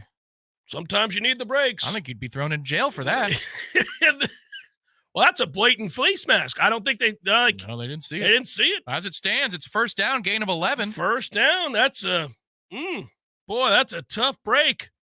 Yes, it is. It's a tough break. And then the guy says something that it brings you no comfort. He says, well, these are the kind of things that can happen. Always. Oh, well, really? Yeah, these are the kinds of things that can happen. I guess so. Well, when upsets are stirring, you're like, okay, just shut the hell up already. How many times have we seen teams come into Winston-Salem and have a harder time than they expected? And they make it sound it's like it's because of that team and not just this 17 set of bizarre circumstances that never, ever happen in a football game. Strange things happen in Winston-Salem all the time. You go back to that tip pass in the second quarter, Bob. I still, that hit him right in the hands. That's going to make this game 34-7. He's going to walk in if he makes that catch. But instead, it's set up 3rd and 13. They convert on that drive. They go on to score a touchdown. And let's not forget, right after that's the onside kick. Those 2 touchdowns have got us to where we are now. And this is a ball game with 7 minutes to play. You're like, yes, it is. They go to break, come back. They cut to the sideline. Well, look who's in the house. It's Tim Duncan. Wow. Legendary moments here. And he's saddled with Chris Paul. You're like, okay, they're all here. The whole Wake gang's Forest, all here. There's 10,000 legends. people in the stands, and Chris Paul and them are here for some reason. Then they summon a graphic of their basketball greatness, and they miss a play, and it's 2nd and 6. And you didn't see anything that happened happened on first down. Yeah, no, absolutely. And oddly, by the way, one of those players, for some unknown reason, arrived at the game on a motorcycle. Always. It's always some great. Well, he's with the deacon. He's on the back. Oh, look, isn't that funny? Look at that. He's with him. There he is on that's Wake Forest. Great. Tim Duncan on the motorcycle. And now it's time for our food line, Keys to Success here on the ACC Network. It's painful. Wake Forest tackles for loss. We said it was going to be a big stat today. They've got 10.5. 10.5 here in the third quarter. Inspired play. We're not cursing the team, Zyler. We're just going through the litany of things that have occurred over the years and sound so familiar in those just absolutely empty atmospheres like Wake or Duke or any number of other schools where you're just thinking, my God. And here's the final nail in the coffin. Yeah, that guarantees that you may not lose, but that you're feeling the angst of all of this. You got the ball, and now you just decided, screw this. And you are deciding to man up. And you're running the football. You're getting downhill. Fumble. Here comes the fumble. Well, it wasn't actually just yet. Okay. That's still to come. Might be in the red zone. But you hit a couple of big plays, and then their linebacker suddenly falls to the turf. Oh, yeah, now the delay. Yep, now no other. And he's fine. He's fine. He's fine. Everybody knows he's fine. You can't say it out loud. Perhaps a little gamesmanship here, Steve. I'm not sure. We'll be right back. 4.5-minute commercial break. And you're walking around the house, popping a beer, going, are you kidding me with this nonsense? We were going to score here. We're going to F around and lose this game. By the way, the fumble is always accompanied by, did that ball pop loose? It's Right, never obvious. right. It's never. Yep. It's like it's always in a scrum. Nobody can really And then you tell. see guys going, And then you see, you're like, wait a minute. What did he say? And then you hear the guy, did that ball pop loose? It's always that. You're like, son of a bitch, he fumbled. yeah, Wake Forest thinks they have the ball. They No, do. They do. They got the ball. How about this? And it's number 99 for Wake, and they say he's running and off they the say field. Malcolm Yeah. Ray with the recovery. And they you're get like, it wrong. That's our player. It's not Malcolm That's Ray. our You 99, you dumbass. idiot. Yeah. Did that ball pop loose? Oh, I hate Flip that. the roster card. That hopefulness in a guy's voice, did that ball pop loose, drives me more batty than any other aspect of this. Did that ball pop loose? He's couldn't be more excited. He's like, I think I saw it. Yeah. And you hear the spotter in the booth going, yes. Definitely a fumble, Bob. We're going to have to look at a review. We'll be right back. This is close. This could be a game changer. And as they're going to break, they're showing you the slow motion, and you see it start to wiggle. You're like, oh, he fumbled. He definitely fumbled. That's their ball. That's when my neighbor hears me say things I shouldn't say. Well, that's when my neighbor hears the GD at the top of my lungs. And he goes, how's the game going, Jeff? That's when Christy goes, get it together. Oh, the windows are open. The whole neighborhood can hear you. And then you say, oh, well, they're blowing it, man. Yeah. And the guy says, well, I mean, that's what happens when you go to Wake. Oh, man. There's not even a refuge in my backyard. Nope. I just shut the door at that point and say, okay, let's grow up here. We gotta buckle up. We're gonna have to figure out a way. And when you win a game like that, Dad, what are we getting for dinner? Oh, jog your ass up there and get something, because this is ridiculous. Here's $5. Go to the Circle K, get a hot dog that's been there for 3 days. You're welcome. Oh, that was kind of fun. I feel like in a weird way, that was cathartic, everybody. We got that out of our system now, so we don't have to do it Saturday. The good news is, in real life, when you say what's for dinner, or Bryce or Clark does, you'd say, well, I already got you the platter, son. From Zaxby's, proud Golden Chief boosters for over 18 years. They've endured some of those calls. I can count on that. They've heard all that before. The food's not going to be a problem, son. All right? So you're welcome. Here's 2 platters with all the sauces. I know you wanted the torch sauce. Got it. The torch sauce. Got the torch sauce. I got the spicy. I got the torch. I got the classic. We're all good. By the way, we varied this thing up. I got a Philly over here. I got the platter with just the fingers over here. I've got the classic chicken sandwich there. We're all good. Split top bun, thick cut pickles, all good with the cheese to boot. Forget about it. One of your 107 neighborhood Zaxby's. 107. Wow. My goodness. We have so many to choose from. And son, before they award the ball to Virginia Tech or Wake Forest or whoever we're playing in this scenario, I'm going to get some Texas toast. I'm going to stew over a piece of Texas toast, because right now that's the only thing. Maybe a swig of beer or 2. After review, you already know. And then the runner fans, was not down. Yeah, and then you're going to see the fans go berserk, the little pocket of fans that are still the 4 there. people. Yeah, they're going nuts, though. They're louder than any 4 fans you've ever heard in your life. Like, oh, my God. That was my Flanagan, by the way. Yeah, it was good. Yeah. By the way, also those fans that are annoying you because they're cheering extra loud for this fortuitous thing that's happened to their club, they all have pom-poms for some reason. Look at these clowns actually with the stick, bring it in. with the long stick. With the long stick, always. They're like, look at these a-holes. Like it's 1957. Unreal. Jeff Cameron, Show 93.3, Real Talk Radio, Warchant TV.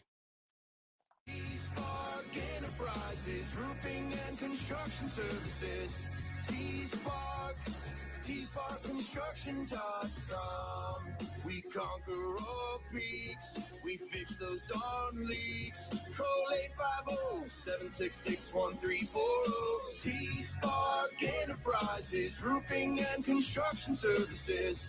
T-Spark Construction.com. License number CCC 1331204. So everybody knows, Eddie, that you are a spectacular cook. Of course they know that. If they go into Bumpa's, the food is always good. I mean, everything on the menu. Mm-hmm. Everything at Gordo's is delicious. I always, of course, get the bungalow chungla, as I call it. The pan con lechon, Jeff. Is that what is the pork?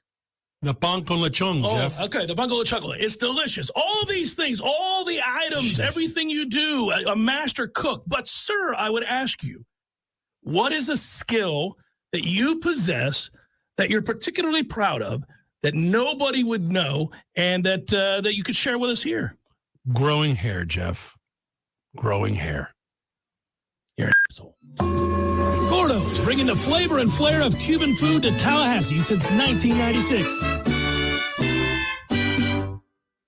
A cup of Joe, Java, Brew, Go-Go Beans, Brainwater, Liquid Lightning, Wakey Juice, whatever you call your cup of coffee, you're missing out if it's not Grassroots Coffee. At grassrootscoffee.com, you'll find an easy way to order the best roasted coffee beans available. It's very simple. Choose the blend you want and how you want it ground, and the bag you receive will have the date your beans were roasted and packaged on it, all written by hand and signed by the roastmaster himself. You'll know that's as fresh as it gets. You can get Grassroots outside of your house also at some of your favorite restaurants in town. Next time you're out to eat, try asking for Grassroots Coffee by name, because there's a good chance they will have it for you. And if you own a business, Grassroots Coffee has options to stock your break rooms with all the productivity powder your team needs. Plus, like some other options that you'll find at work, Grassroots Coffee actually is a part of our community. Get to grassrootscoffee.com today and get yourself a treat. Some locally owned, locally roasted, and locally loved Grassroots Coffee. What's for dinner? Burgers? After last week, no thanks. Avoiding foods due to fear of diarrhea, gas, bloating, stomach pain, or loose, oily stools? It may not be just stomach issues. It could be EPI, or exocrine pancreatic insufficiency. EPI can cause uncomfortable symptoms because it's a condition where the pancreas doesn't release enough digestive enzymes to break down food. But EPI can be managed. Use the symptom checker on identifyepi.com and talk to your doctor about your symptoms. That's identifyepi.com. Sponsored by AbbVie. Want to know how to get the same cell coverage for up to half the cost? Well, instead of spending a fortune building and maintaining their own cell phone towers, Consumer Cellular just pays to use the same towers as the largest carriers and passes the savings on to you. Pretty smart, huh? Consumer Cellular. When freedom calls, we're here to answer. Call us at 1-888-FREEDOM. Half the cost savings based on cost of Consumer Cellular single line 5 gigabyte data plan with unlimited talk and text compared to lowest cost single line postpaid unlimited talk, text, and data plan offered by T-Mobile and Verizon May 2023. We all want more energy, more strength, more results. Well, welcome to Orange Theory Fitness as you take a step towards feeling more alive today. Backed by science, Orange Theory's heart rate monitored workout is scientifically designed to keep heart rates in a target zone, spiking metabolism and increasing energy. Orange Theory Fitness is a one-of-a-kind group personal training workout resulting in more energy, visible toning, and extra calorie burn for up to 36 hours. Experience a more vibrant life today with Orange Theory Fitness. To find out more, go to orangetheoryfitness.com. Welcome back to the Jeff Cameron Show, sponsored by Legendary Home Loans, a mortgage experience designed around speed, simplicity, and customer service. Before you buy your next home, contact our friend Shannon Young with Legendary Home Loans. Visit FSUHomeLoans.com. FSUHomeLoans.com.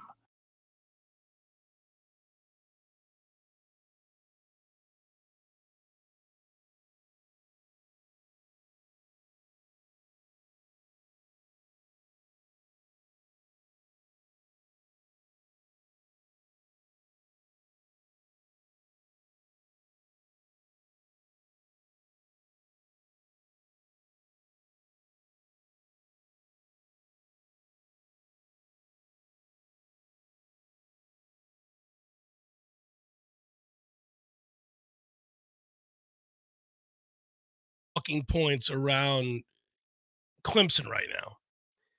And it's worth us keeping a close eye on because you know how we just went through those scenarios that drive us nuts when an upset's on the verge of happening and the all too familiar refrain from the announcer when these certain things happen, long conversions, untimely fumbles, tip passes, bizarre outcomes of plays.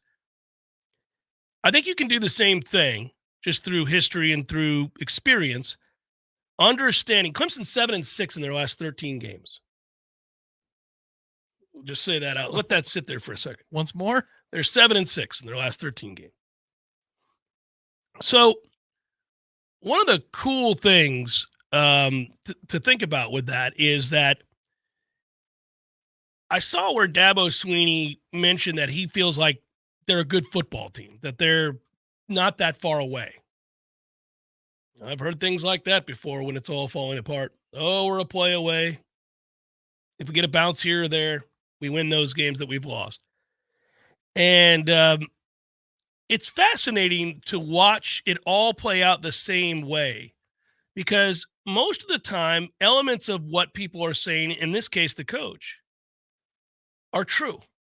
When you and I look at that Clemson team, I think we would both say, oh, man, there's some real talent on the rise on that football team. Now, not only on the rise, there's some existing talent. Obviously, Will Shipley's been there for 105 years, but he's a talented player, right? And there's certain defensive players on that roster that we've seen for way too long that are very good as well. Their linebackers are incredible, probably the best in the ACC. And you look around and you're like, well, that's a really good player. And there's a really good player. And I identified that freshman wide receiver who hit us for a big, long play. And I said at the time, before that game was played, Ben, he's going to be good. We got a problem with him. He's going to be an emerging difference maker. I think there's elements of what Klubnik's done. I talked about the quarterback rating and many things he's done that showcase some real ability there. But it's always the other stuff that's going on that leads you to believe. It's very rarely that, oh my God, they don't have any more good players. Like that. Eventually you get to that place. Eventually you fall off to a point where you stop getting commitments from really good players. But when it begins to decline, it's very rarely that you don't have good enough players, because usually it's on the back end of a run that's epic. That's the whole reason you're paying attention to begin with. So you're looking out there and you're going, really good player. He's a 5-star. That's a 4-star. That's a 5-star. We just lost out on getting that kid, and we wanted him really badly, and he's their starting right tackle, and he's really freaking good. And there's that, and you do that. And this is where, if you're connected, I talk about this a lot, about being in the city covering a team. Like, we know before Florida State's about to be good that they're about to be good. And we know when it's about to fall off a cliff. And rarely is that represented in a record. So when you're about to fall off a cliff, you're often 10-2 or 11-1. And behind the scenes, you, me, and a few others would be going, I got some problems on the horizon. This is not good. I was talking about that with Jimbo towards the end. What's interesting is, not to take this away from the point you're making, but I feel like in the portal era, you're teetering more violently between both existences. Yeah. And it's quicker. It can happen quicker, sure. It can happen quicker. We need to fortify the ranks here next year a little bit more. Yeah. Or else we got problems. Because I think we have some problems developing. Yes. Right. It could be a player, it could be a segment group, could be whatever it is. Yeah. Like, we feel great this year, but with the purge that's coming. Yeah, we need to do this, and this. Yeah. And in the old ways, it would be, well, I mean, you've got 3 recruiting classes you can fall back on right now. It's like, kind of, maybe. Right. So the other aspect is that when you're bad, when you've been bad, like we were bad at 5-7, and we had the 3 straight losses in that season a year ago, but I was really confident they were about to be good. I thought, okay, man, culture's starting to kick in. These guys are still together. They're practicing well after 3 straight losses. That's rare. We haven't seen that in a long time. They're still bonded. They still believe. And they got a really easy schedule coming up. I think they'll win all those games. Well, what that's going to do for you? Well, we see what it's done for us. What it did was attract the Keon Coleman, for starters. What it did was it became attractive for a Jaheim Bell and a Kyle Morlock, and so on and so forth, guys that are really contributing. What it did was obviously get you to a place where Hakeem Williams would say yes. So you graduated on, and we knew, like, they're going to be good. I think I said 11-1. I think you said 12-0 or 11-1. I can't remember what you said. I think you said 11-1. You picked us to lose to Pitt. Yeah. I picked us to lose to Clemson. We haven't lost to anybody. All right, good. So here you go, right? Clemson, we could begin to see, and then I thought, oh, man, maybe he figured it out and went and got him some good coordinators. He realized he had the wrong dudes and went out and got a guy that certainly looked like you'd see an uptick in their offense at the very least, something along those lines. But it turns out it's more broken than that, and that is typically a sign of a broken culture. Something's gone awry where they don't believe you. Whatever it is you're selling, usually in Dabo's case, it's religion. Whatever it is you're selling, they're not buying. They don't think you're a man of authenticity. You may say those words, but they don't think you're living those words. And I think it's fascinating when that happens, because once that's broken, if there's a bond broken, a trust broken, if suddenly there's some disbelief in what is being said, all of a sudden the thought that maybe that's not authentic, maybe it was just used in a certain way. And it could be anything. It could be anything. It could be a recruiting pitch. It could be the aforementioned religion. It could be all those playing things. time. Could, you speak about habits. Yeah. Could be a lot of things. Right? Veterans keep on rolling out there, even though the habits are not where they need to be. Right. And yes, we had that happen here under Jimbo. So you watch that stuff happen, and then all of a sudden you're like, oh man, they're losing in spite of the fact that they do have some talent. It's not working. It's not working. That's what that looks like.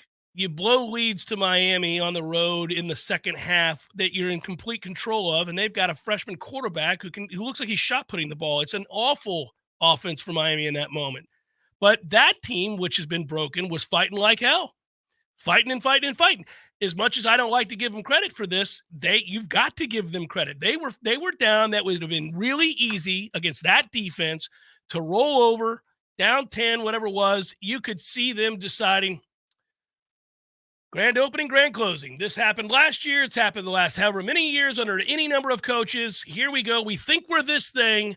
All of a sudden, something derails us like the Georgia Tech game. Then we turn around and get blasted in the second half against North Carolina. Now we're down at home. This guy didn't even want a home game.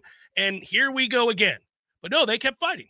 They kept fighting. And the brokenness of Clemson is what got exposed. That they don't believe in those moments. And they certainly don't believe down in the red zone. And they are fractured. And a quarterback does feel the need to just decide to go rogue on his own on the 1 yard line in overtime, which is insane. Yeah, it's goofy because you could look at it the way that you are, which I think is correct. It's symptoms of a greater issue. Like, for example, much greater issue. One of your star defenders is unavailable due to a violation of team rules before a Miami game. I mean, come on now. It's problematic. That is huge. These are all indicators. But it's if they could handle inside the 5 yard line this year, they probably only have a couple losses. It's just, you would think that the issues would occur in a different spot on the field than I've gotten all the way to the red zone. I've gotten all the way to goal to go. In some cases, I've gotten all the way to the 1 yard line, and I'm going to give the ball away. And that's happened 3 different times this year. I mean, they've had how many goal to go possessions with no points or little points, but my God, that might be the thing that breaks them, but what a weird way to get broken. That's new. I think, though, there are other issues there. Somehow they got run on by Miami, and Miami was one-dimensional the whole time, and that is weird. I think part of that was, and maybe this is where the high school recruiting isn't where it needs to be. Like, even the classes can be great, and for Jimbo, they were before the fall. Yeah. The high school rankings, if you're talking about composite rankings or industry rankings, whatever, at the time, I think it was the composite that was the benchmark. We were top 5. Sometimes maybe 6 or 7, but it's a top 10 machine, top 5 routinely enough. That's 16. 2016 should never have happened because of the talent. Yeah, but when your culture's broken and you've got a locker room that is divided, yeah. I think what happened to Clemson is Miami had the ball for 37 minutes in regulation. At some point, they're running out of gas. But that's interesting that Clemson could run out of gas. I was going to say. That's new. Well, and again, it's the one aspect of that game, and we'll cross that bridge when we come to it, but it's that aspect of that game that bothers me is that I think Miami, if they begin to believe, and obviously this is somewhat dependent on the fact that Tyler Van Dyke has to come back, but if they begin to believe they're going to win those games, they are manned enough in the trenches to do so. And Chaney's a really good. He's a good back, and they run hard. He runs down the hill. Well, and if you have any doubts, that's how they're going to build their team. Their head coach is a former all-world offensive lineman who wants to road grade you. I mean, that's what they want to do. So I keep track of the race against time and all these elements that we look at, and I'm always saying, look, with a guy like that who's primarily a very good recruiter and a terrible game day coach, you have to hope that the losses get to a place that it breaks up the talent he's been able to accrue, that you begin to lose games because you don't know what you're doing in game, and all of a sudden you find a way to lose to Georgia Tech out of nowhere, and you don't, obviously show up in the second half against North Carolina and they go on a 24-7 run. All these things that it begins to seed, it's sow the seeds of doubt where people begin to think, listen, that was a good pitch, but we don't win games.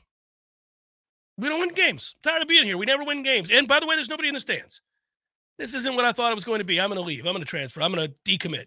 That's what you had to hope would happen. And there's still hope that it could.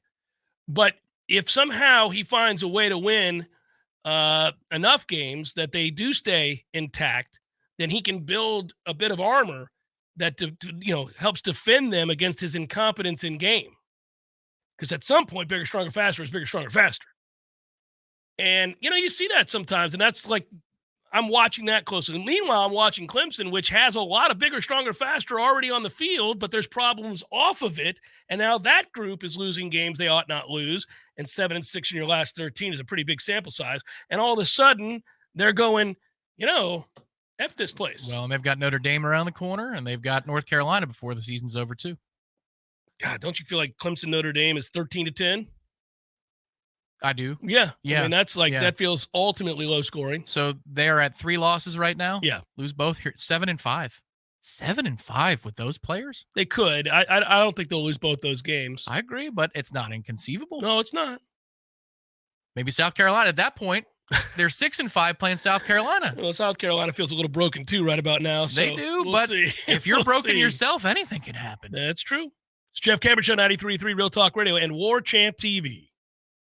Your local news now. A dog was rescued by Tallahassee Fire Department Monday afternoon after firefighters responded to an apartment fire in the 1600 block of Poland Road. Crews arrived and found heavy smoke and fire coming from a 2-story multi-residential structure. Once firefighters made entry into the apartment, they discovered the fire had spread into the attic and connecting apartments. No occupants were found inside, but a dog was rescued by TFD. No injuries were reported. The cause of the fire is currently under investigation. One Tallahassee man, Stephen Avant, 32 years old, is facing several charges, including attempted murder, after allegedly stabbing a woman Monday. Deputies responded to a business in the 3800 block of North Monroe Street in reference to a domestic disturbance. Upon arrival, a woman was located suffering from multiple stab wounds. She was transported to a local hospital with non-life-threatening injuries. Based on evidence and witness statements, Avant was arrested. This investigation remains active and ongoing. This is Rachel Anay with your Real Talk 93.3 Local News Update, brought to you by Macklemore Systems, Tallahassee's go-to Mac store. Check them out online at MacklemoreSystems.com.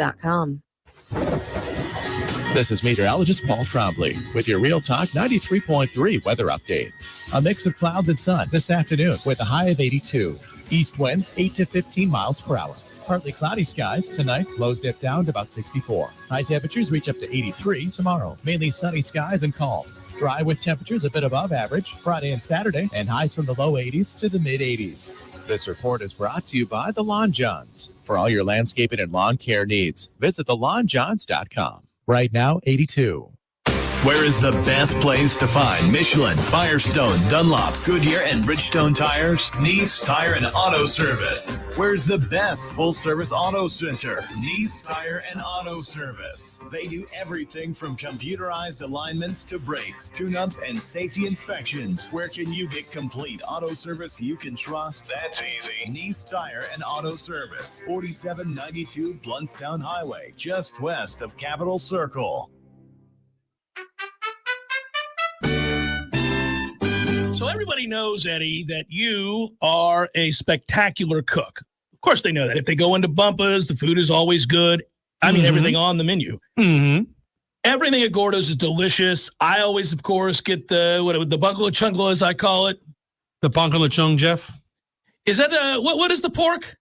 The pan con lechon, Jeff. Okay, the bungalow chungla. It's delicious. All these things, all the items, everything you do, a master cook. But, sir, I would ask you, what is a skill that you possess that you're particularly proud of that nobody would know and that you could share with us here? Growing hair, Jeff. Growing hair. You're an asshole. Gordo's, bringing the flavor and flair of Cuban food to Tallahassee since 1996.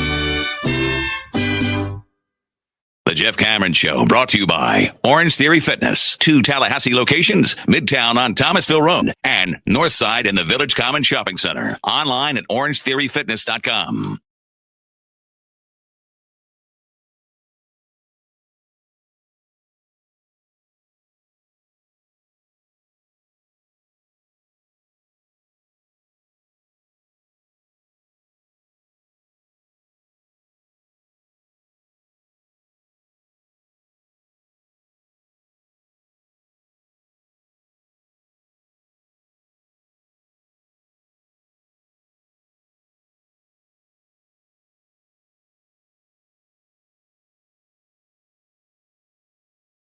Where I couldn't breathe as I was up against the gate. And there's, 20,000 people behind me. You can't make them move. Yeah, that's interesting. Top 5 for me would be storming the court twice for Duke in 2006. So frightened. As pointed out by Coach K, it's such a dangerous situation. Well, not for his players, that ridiculous person that he is. But, yeah, when you're in the middle of that mosh pit and you've got some drunk frat bros around you and they're kind of stumbling. Oh, did you get stomped on? Well, I had flip-flops on and I got flat tired a little bit, so that means like my Achilles was cut up pretty bad. But no, it's just that you realize that if one guy goes down, we've got a real issue problem here on our hands. Yeah, I'm like, okay, I've done this, so I'm good. Not going to do it again. Not going to do that again. The other would be on the interstate as you're hydroplaning. I would think. I did that. That was that's a toughie. I was oddly at peace with that. That's the weird thing. Yeah, I was oddly at peace in the biggest car crash I've ever been in too. It slowed down. Yeah. Everything slowed down. Yeah. It turned, this was coming up on 19, what is tantamount to 19. And I had to hit the brakes in the median because there was oncoming traffic. I was just going to go straight through because I thought that was the safe way and there were cars coming. So I had to slam on the brakes and the car went sideways. I mean, the tire tracks went for forever. Yeah. And you're thinking once I hit that median, I'm going to flip. It's going to flip. Yeah. And there's a concrete median. I didn't know if I was going to stop in time. So it was basically, this is it, pal. And I was oddly like, okay. I've had a good run. Yeah. At 20. It's fascinating. That song, Mountain Song by Jane's Addiction. I knew as soon as it happened, I knew as soon as they started that opening bass line, I was like, oh, this is going to get crazy. Because it was also how they opened the set. And I was up against that guardrail and I could see the security people on the stage looking nervously, because it was just building and building and building. And then to the part where he goes, and you see the surge, and I'm thinking, okay. And then I remember feeling that and going, I can't breathe. But they were cool. They all jumped down and started pulling people out of the front row. They were just pulling people out. That's what they're there for. Well, that's what they're there for. I mean, they were yanking people, man, including me, out and just like getting you into that space between the stage. And then you just circled back around. I remember being like, do it again. My hand was shaking. I was like, Jesus, man. I got to tell you. Middle school dance, asking people that you wanted to dance, that is terrifying. That's a different kind of terror. But that is not the same that is as I could fear. Die. This is just the mixture of sweat and hair gel. You're like, oh. Yeah, but you should have seen the mix of sweat and hair gel in the 80s. Holy moly. Excuse me? I won't say who. I was in class of 32, and some of them listen to this. You could probably guess who you are out there. But yeah. Oh, my goodness. Excuse me. That's always a good one. What are you supposed to say? Hey, hi? No. Excuse me is the right way to go about it. Yeah. They look at you like you're, because they're just standing there awkwardly themselves. Oh, man, that was the worst. Rest in peace, Richard Roundtree, better known as Shaft. And that's a good run if you're him, man. How about that? He was 81. And was kind of oddly familiar to everybody post-1971. So my lifetime, that guy has been around. And that was a unique and original character. And how cool it would have been to be him. To be a man of strength and portrayed as such, as a superhero almost, in a role that had not been ever given to an African-American. And then to have that, and then that launches a series of similar type films with action heroes that are now allowed to include African Americans because of that film and because of him and his portrayal. And how awesome that would be, like to know that, oh, well, I'm in a weird way, I'm partly responsible for this, but he played college football. He was a tough bitch. He was, and you could see it. You could see it, like he could portray it. And then obviously launched a career.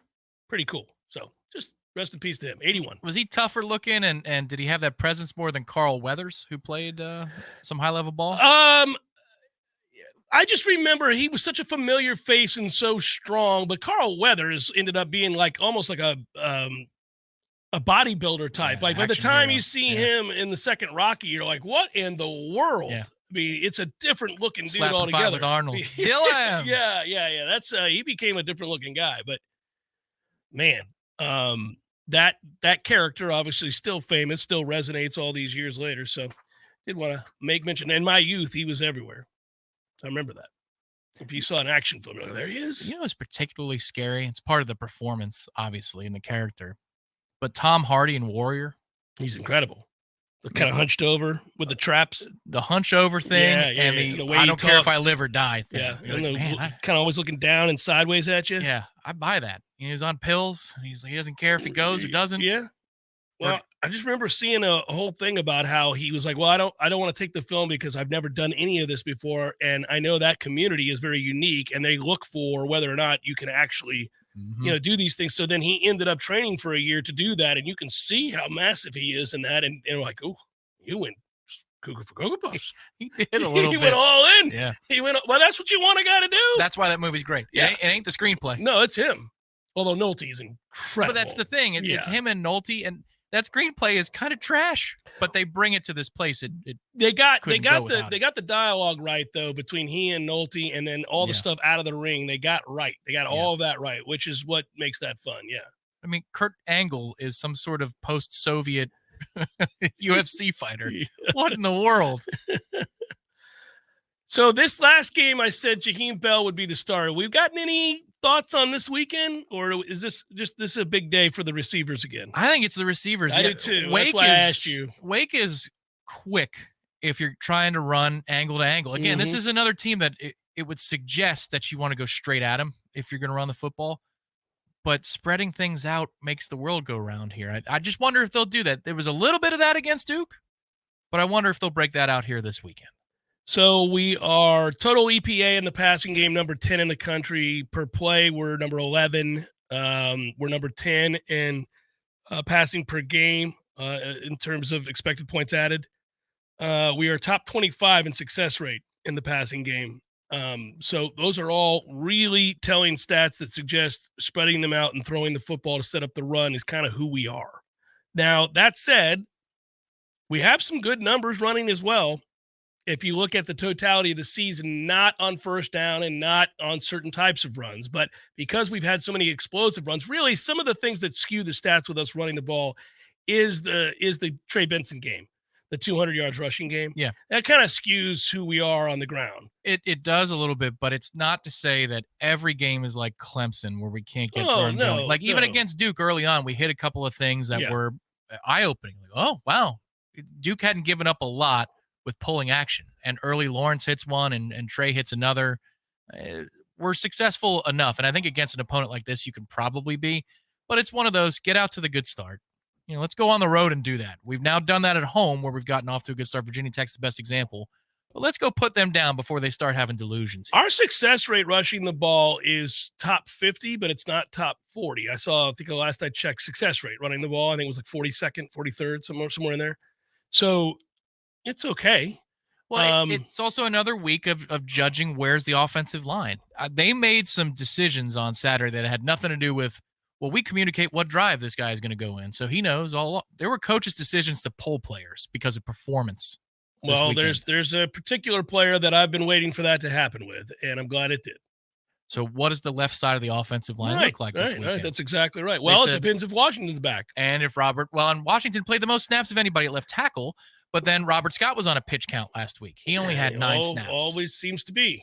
This has been ongoing for a very long time now. That's my concern, dude. How about 50 pitches? Well, I mean, at some point, you're going to have to, honestly, if you go 5, 6, 7 games in a row where a guy can't take more than 10 snaps, at some point, you're just going to have to believe he's not capable at any point of taking more than 10 snaps. Because there's a build-up factor here. And this is some of the arguments that we make about this rotation stuff. Like, okay, I got it. There are games where you could do that. But at some point, you are going to ask in a playoff game, for example, your best players to be on the field for a very long time. At some point, you're going to tell Jared Verse and Fabian Lovett and others, I need you on the field for 60-plus snaps. Yeah, I would think if you're taking Miami seriously, that these next 2 weeks would be critical for that. Ramping up, especially for Robert. I'm talking specifically Robert Scott's snap count. If you want him to be a huge part of the Miami game, then this weekend or next, there's got to be a ramp up here. Yeah, I'm wondering when that will be. By the way, this is where I would tell you we could do probables at the end of the year, finally. But you know what? We got to reintroduce you and I, because the first game of the World Series is the 27th. What's today? So it's Friday. Yeah, Friday. So today's the 25th. I know that. I was talking about the day of the week, Wednesday. So Gallon goes, and by the way, that's the other weird part about Arizona winning. Gallon didn't have any success whatsoever, and they still won. But Gowan will get the start for the D-backs, and the Rangers have not decided yet. Well, a couple of game sevens, that makes sense.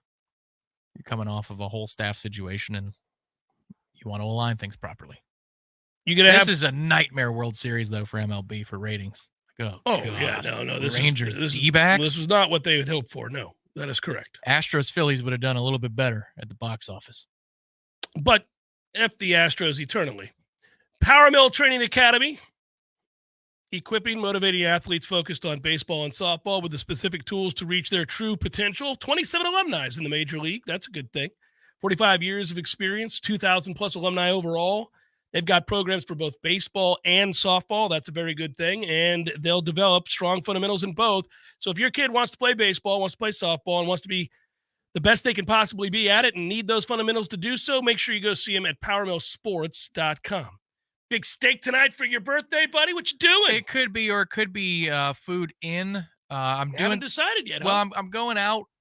We've got dinner with friends and such the next 2 nights after this. So this might be a dinner in kind of night. We'll see. But that's after the interactive hour at 5 o'clock. I was just about to say we got to promo the interactive hour, which is early today. It's early, at 5 p.m. 2 hours from now. 5 p.m. We will see you all there. Hopefully you are there. Thanks for showing up in advance. Good work out of you, Tom. Happy birthday, brother. Thank you. And good work out of you, Director Matthew.